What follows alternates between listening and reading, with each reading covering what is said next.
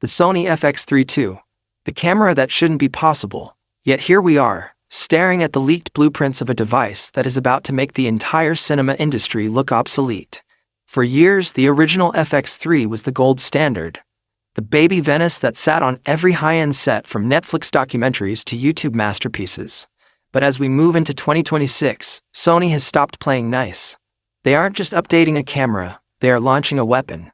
A compact 16-megapixel partially stacked beast that is designed to kill the rolling shutter, destroy the competition in low light, and finally bring the impossible to your camera bag. If you're a filmmaker, a creator, or even just someone who appreciates the engineering of a perfect tool, lean in. Because the Sony FX3 II is about to change the way you see light forever. Let's talk about the sensor, because that is where the soul of this machine lives. While everyone else was chasing 100-megapixel marketing numbers, Sony went the other way.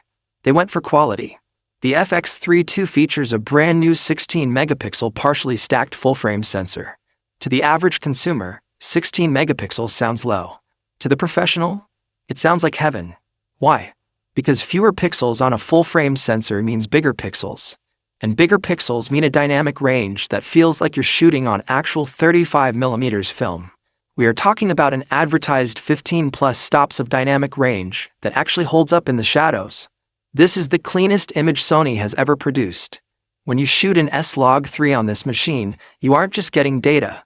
You're getting a digital negative that can be pushed, pulled, and twisted in post-production without falling apart. But it's the stacked nature of the sensor that changes the game.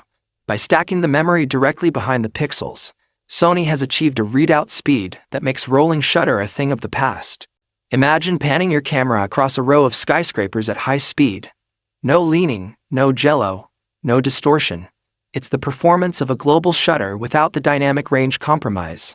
And for the first time in a body this small, we are seeing 4K recording at a staggering 240 frames per second. Let that sink in. Cinematic, high bitrate 4K that you can slow down 10 times. It turns a second of footage into a 10-second epic. This is no longer just a camera, it is a time manipulation tool. Why is the USA creative market losing its mind over this?